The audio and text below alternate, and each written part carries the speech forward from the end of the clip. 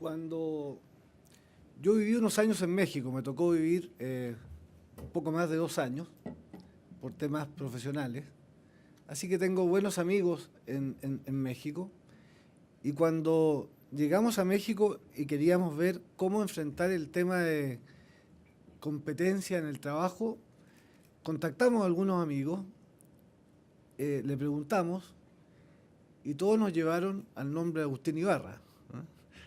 Agustín fue fundador de Conocer, que es la institución que hace las certificaciones en México y es considerado uno de los grandes expertos, no solo a nivel mexicano, sino que a nivel regional. Así que muchas gracias, Agustín, por compartirnos tu experiencia. Una de las cosas que sentimos, y de hecho ya fue comentado en la mañana, así que lo voy a pasar rápido, el tema de las competencias básicas según la OCDE está definido, está identificado, y Agustín hacía mención de esta realidad desde el mundo de la educación con lo que es la realidad de la capacidad de la gente de responder a ciertos desafíos profesionales.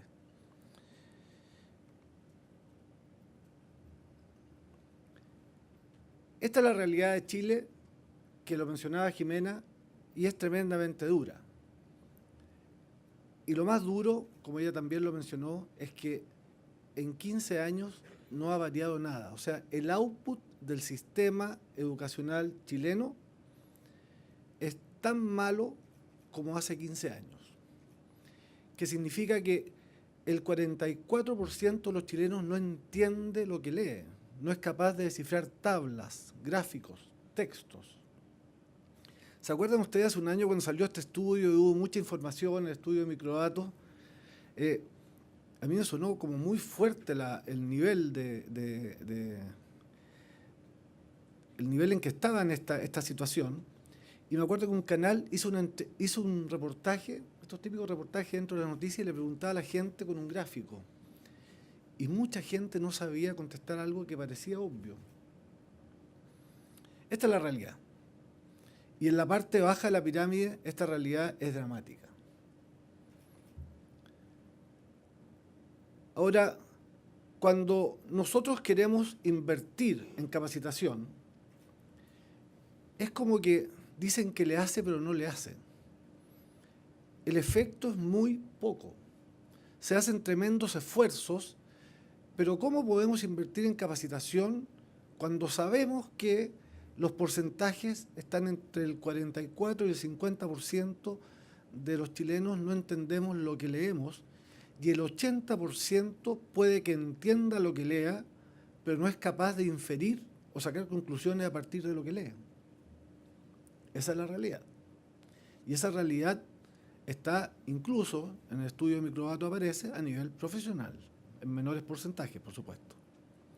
Entonces, cuando hablamos de que la competencia tiene que ser portable, que tiene que ser llevada de un lugar a otro, hemos tenido muchas conversaciones en el último año y medio sobre este tema con distintas personas en distintos países latinoamericanos.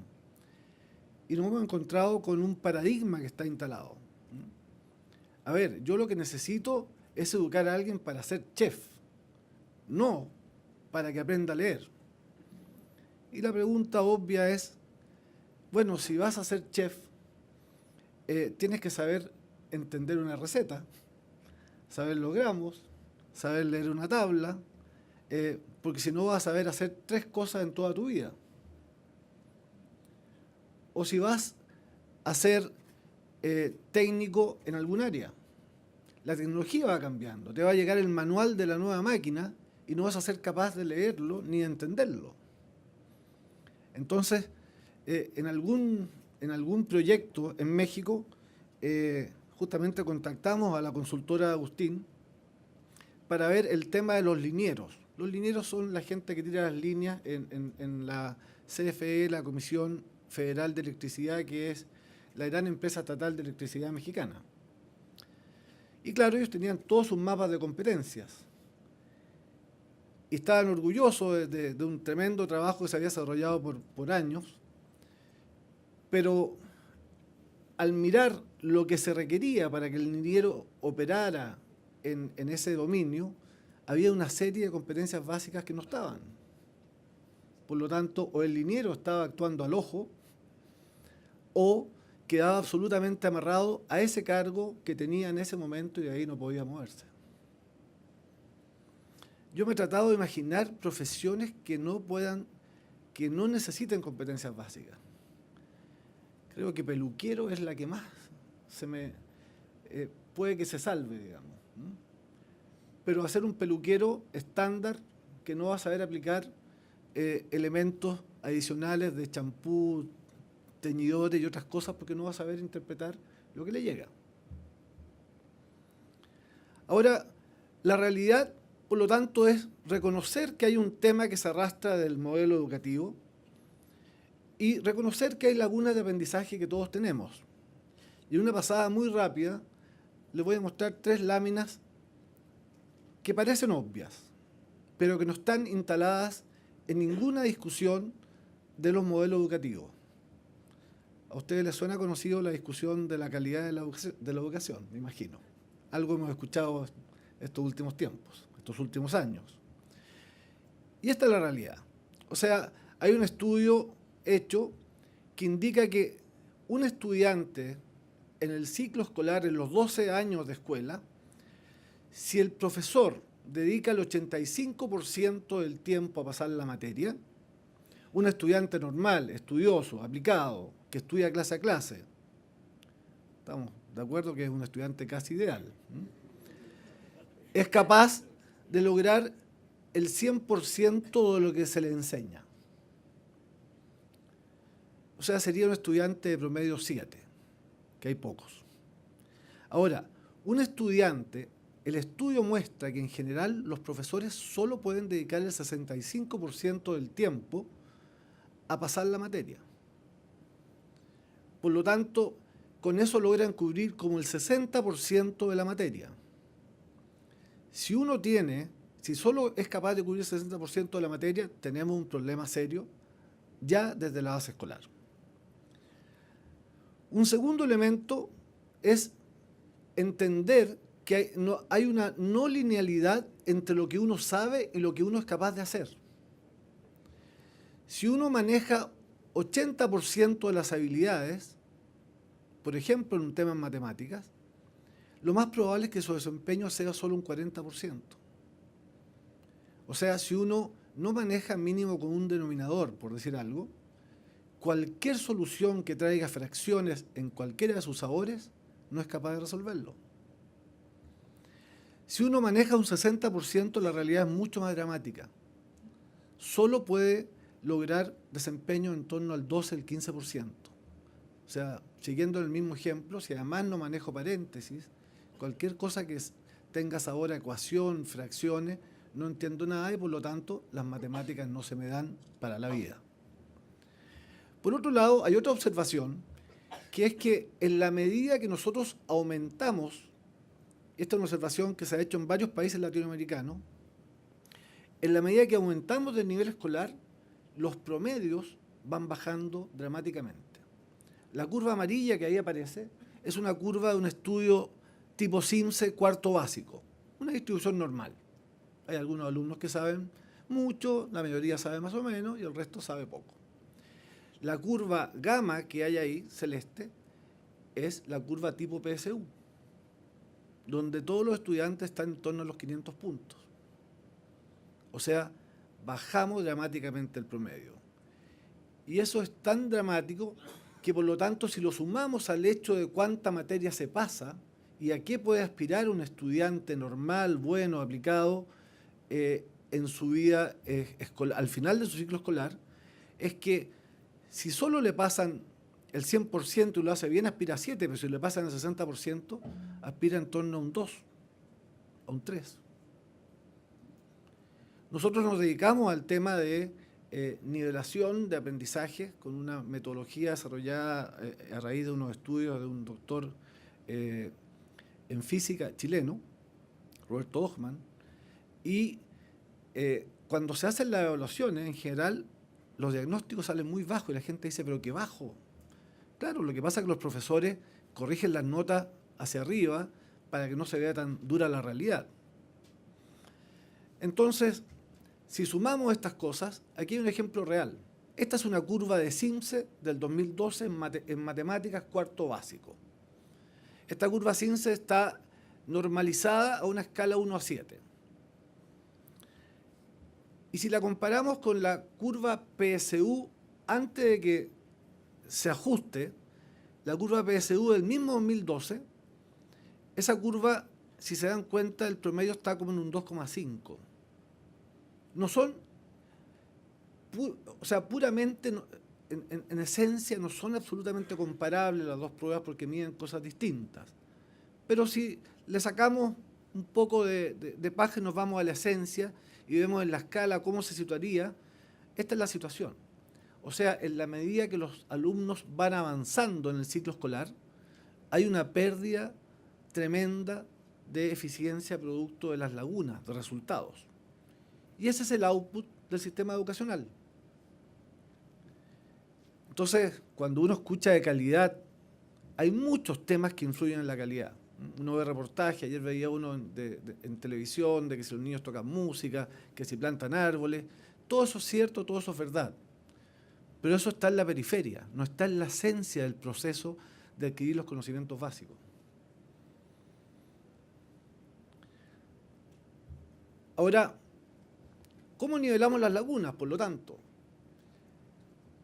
todos tenemos lagunas, si no todos tendríamos promedio 7. Y las lagunas que acumulamos son distintas entre cada uno de nosotros. Y no habiendo una manera de identificar las lagunas, ¿cuál es la respuesta de todos los especialistas en educación? Cambiar la educación toma una generación. ¿Les suena conocida esa frase o no? Es dura, porque no da esperanza, no hay sentido de urgencia, por lo tanto da lo mismo que lo haga este año o el próximo, porque igual este gobierno no lo puede resolver. Y la segunda conclusión es peor, es mucho más dura. Hay que partir por los niños más pequeños. Nadie se atreve a decir porque el resto ya está jodido. Pero lo que implica es tremendamente duro. Ahora, hay una manera, hablábamos de las tecnologías, o sea, y Agustín lo mencionaba, hay muchas maneras de usar las tecnologías educativas y yo creo que de alguna manera las tecnologías educativas o las tecnologías para capacitar a distancia están desprestigiadas. Y creo que los que hemos estado en la industria somos responsables de que, en la industria de las tecnologías informáticas, somos responsables de que esa sea la situación. ¿Por qué? Por e-learning. Todo el mundo, digamos, está feliz con el e-learning. Y el e-learning, ¿qué es lo que es? Es automatizar un libro y colocarlo ordenadito, pero después cuando quiero saber cómo me voy en lo personalizado, lo que cada uno requiere, tengo muy pocos elementos para hacerlo. Por lo tanto, ¿cómo voy a rechazar a alguien que dedicó algunas horas a un trabajo en e-learning? No sé si aprendió o no, pero hizo el esfuerzo, por lo tanto tengo que premiarlo y darle certificado que asistió al curso. Entonces, ahí hay un problema, digamos, de que la tecnología ha estado mucho en infraestructura y en contenidos, pero no en gestión personalizada del aprendizaje. Y creemos que ese es el desafío. Ahora, en esa área, como empresa, nos hemos metido a nivel educacional y nos hemos metido a nivel de nivelación de competencias básicas para el trabajo. Cuando empezamos con este tema hace un año y medio atrás, nadie identificaba una solución a nivel de competencias básicas para el trabajo. Es peor. La gente decía, sí, competencias blandas. No estamos hablando de eso, estamos hablando de competencias básicas de lectoescritura, de comprensión, el tema, como no había una solución real, salvo mandar a la gente 6 meses de nuevo al colegio, que es un absurdo, es imposible, por lo tanto el tema se obviaba y se trabajaba con lo que hay. O sea, hagamos un curso de chef, pero si sabe leer o no, de chef. Entonces, de alguna manera, el único lugar donde vimos identificado competencias básicas para el trabajo, así en una presentación formal, fue en la Secretaría de Función Pública en México.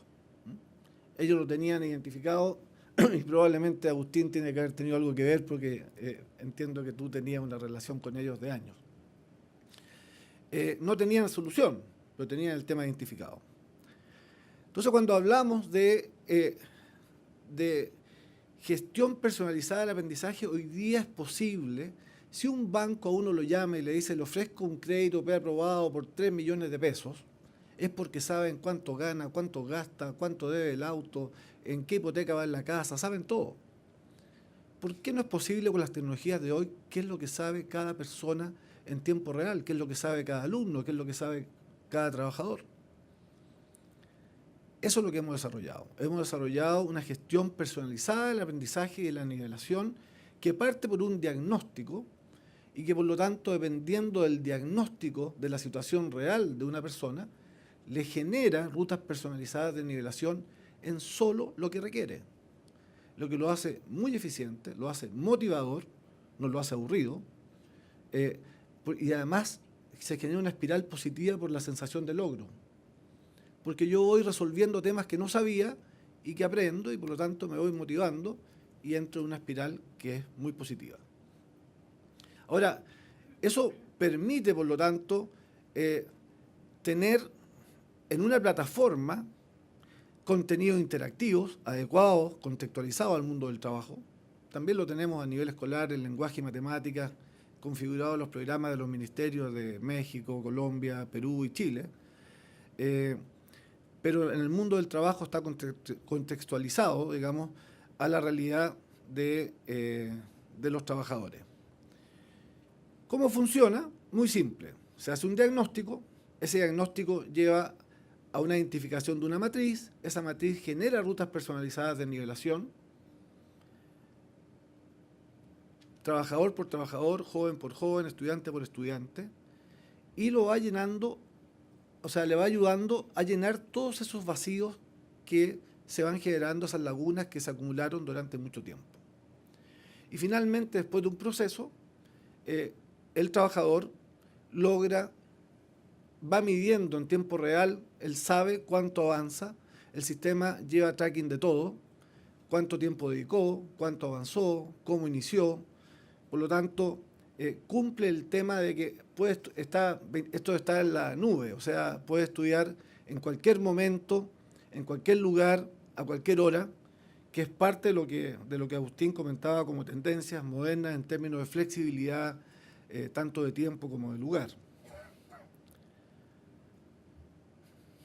Y con eso, en el fondo, la persona en esta plataforma tiene contenido expositivo, tiene ejercitación, tiene evaluación, y eso, cuando logra un tema, las rutas personalizadas se adaptan, se adecúan a los siguientes desafíos que tiene que ir logrando.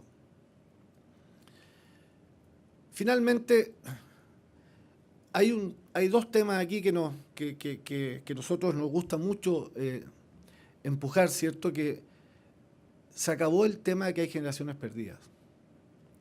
Hoy, en cualquier momento, se pueden nivelar las competencias básicas.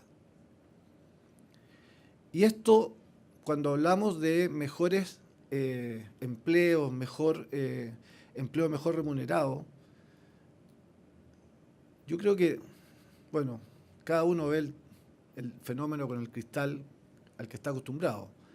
Así que, haciendo ese disclaimer, es muy poco probable que la gente tenga aspiración de seguir subiendo, posibilidades de seguir moviéndose, si no es capaz de entender lo que lee. Queda en el trabajo forever haciendo siempre lo mismo. Si es un obrero que no sabe cuántos ladrillos son por metro cuadrado, sino que sabe más o menos que la carretilla tiene que ir con tanto peso, probablemente nunca va a tener una posición de capataz. Si es un guardia de seguridad que no sabe llenar una tabla, probablemente van a haber problemas, digamos, en la información que entregue o que reciba.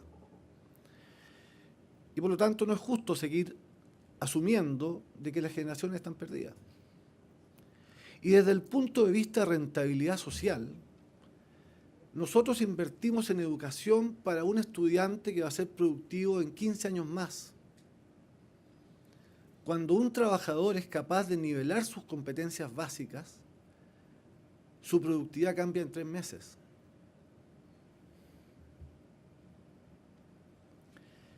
Y vamos a compartir con ustedes, digamos, un par de resultados que hemos desarrollado en el ámbito de la defensa, donde se hizo una muestra con reclutas de 2 regimientos, regimiento WIN, acá en Santiago, regimiento en Calama, y básicamente después de un periodo de 6 semanas, esta es la realidad. Este es el diagnóstico de entrada, el que está a la izquierda, y el diagnóstico de salida. Los datos son impresionantes.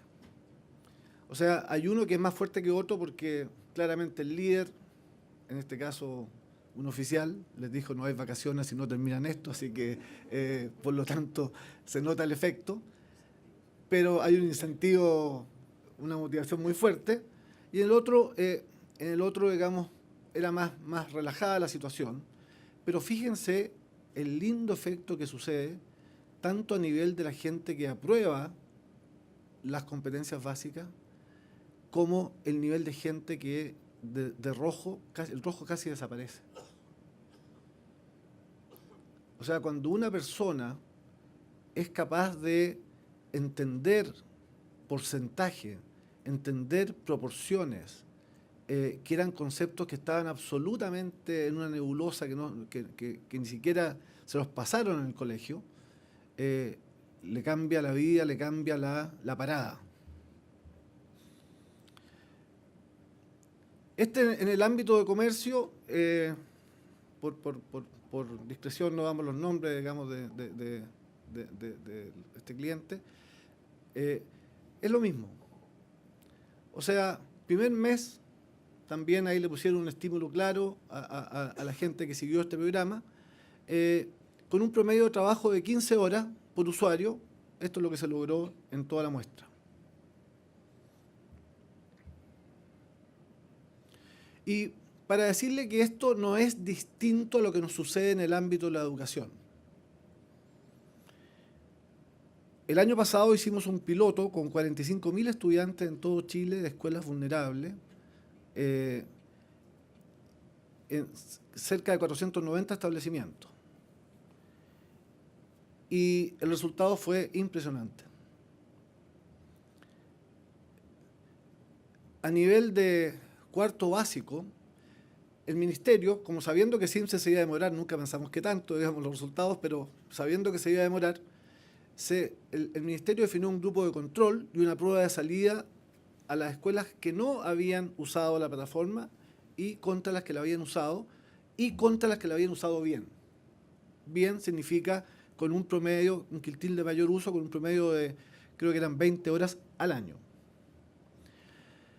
Y esto es el resultado. O sea, en escuelas equivalentes, la gente que subió sobre la línea de flotación subió en un 165% respecto a escuelas equivalentes que no habían usado la plataforma. Alguien dice, no, magia, cuál es el proceso, los números. Estos son datos del ministerio. Claro, es fácil. Cuando uno entiende algo de proceso y entiende que el banco, digamos, es capaz de llamarlo a uno y saberle toda la vida, si hay un sistema que es capaz de identificar lo que cada persona tiene que mejorar y lo lleva solo por esos caminos, acuérdense de la no linealidad entre la habilidad y el logro, también juega a favor. Si es que uno mejora ciertas habilidades, el logro rápidamente también sube.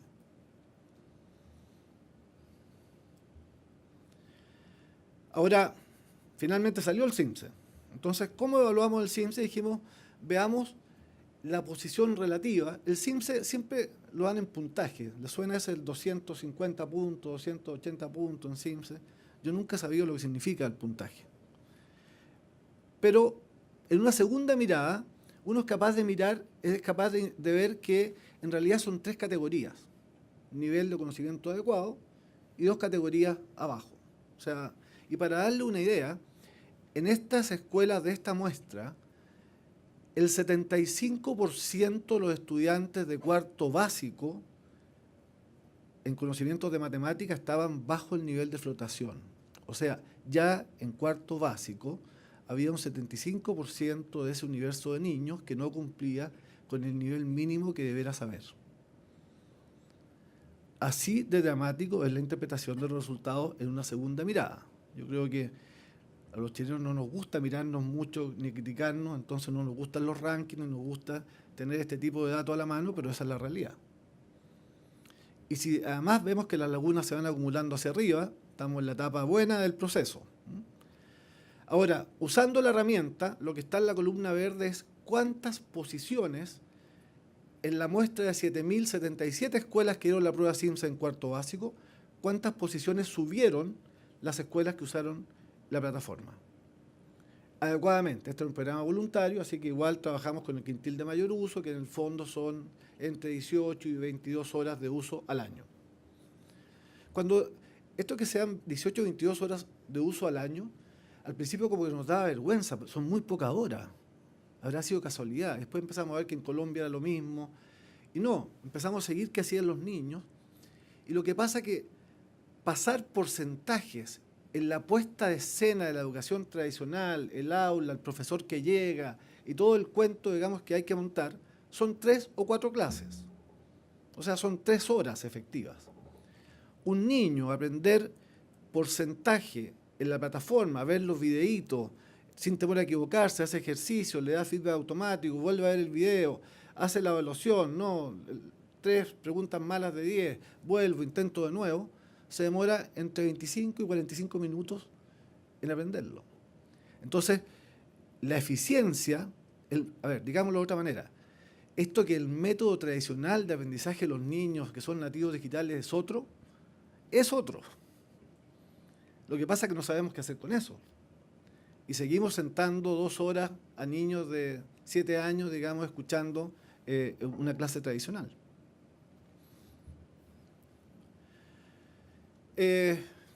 Aquí tenemos un caso que, el mismo caso, digamos, en cuanto subieron escuelas de un año a otro que usaron la plataforma. Y las mejoras están ahí. 163%, 212%, y abajo está el uso. 16 horas al año, 19, 22 horas al año. O sea, esto funciona. Y como digo, estos datos no son solo en Chile, son exactamente los datos que vemos en otros lados. Por lo tanto, tenemos la capacidad de evaluar habilidad por habilidad, tenemos la capacidad de generar rutas personalizadas de aprendizaje, tenemos la capacidad de que decenas de miles de personas puedan participar de esta manera aprendiendo. En este momento, hoy, se está desarrollando en Barranquilla un concurso presidencial colombiano que se llama Supérate con el Saber. Participan 200.000 niños de toda Colombia. Hoy la final de la zona de Barranquilla. Y eso parte con 200.000 niños que durante 4 meses se diagnostican, nivelan conocimientos y después compiten en una final nacional en un reality presidido por el presidente de la República, el presidente Santos, en horario prime en televisión. Toda la metodología, la plataforma, los contenidos son de nuestra empresa. Créanme que la final en un reality estamos muy nerviosos porque eso es un manjar para los hackers, digamos, de tratar de botar la plataforma. Hasta ahora llevamos 2 años invicto y la final en septiembre ya es el 3er año que hacemos el mismo concurso. Pero pasan cosas muy bonitas. 200.000 niños aprendiendo y nivelando habilidades, nivelando conocimientos, solo es posible usando inteligentemente las tecnologías. El maestro ayuda, incentiva, es un mentor, es un consultor, pero no depende solamente de él. Las escuelas vulnerables, la nivelación de las capacidades de los trabajadores, siempre depende en los métodos tradicionales de quién es el instructor. Y está demostrado, el único estudio que he visto yo es San Luis Potosí, lo demás es como sentido común, que el alumno puede llegar hasta lo que sabe su maestro, su profesor. Por lo tanto, si uno da una herramienta donde el contenido es bueno y está disponible para todos, puede saltar esa brecha y cambia el rol del profesor, más de animador, más de tutor. Un par de reflexiones. Yo creo que cuando hablamos del tema, me gustó mucho lo que Agustín comentaba de que hemos cambiado el discurso, pero hacemos lo mismo. Y yo creo que es una muy buena descripción de la realidad. Cambiamos el discurso, cambiamos las interpretaciones, pero seguimos haciendo lo mismo. Cuando uno sabe que en un año, cambiar la educación no toma un año, obviamente, pero que los adultos nivelen conocimientos básicos, que es la plataforma para abrirle un mundo de oportunidades, demore 3 meses, cambia la realidad. Cuando los niños en un ciclo escolar mejoran dramáticamente sus conocimientos básicos, cambia la realidad. Y yo creo que la frase de Gabriela Mistral, que el futuro de los niños es siempre hoy, hace 60 años era un llamado urgente y hoy día sigue siendo tan urgente y es la misma realidad. El sentido de urgencia con la calidad no está presente. No hablo de este gobierno, hablo de los especialistas en educación durante los últimos 60 años no han tenido urgencia por eso, porque no se han visto maneras de generar cambios dramáticos hasta ahora. Muchas gracias.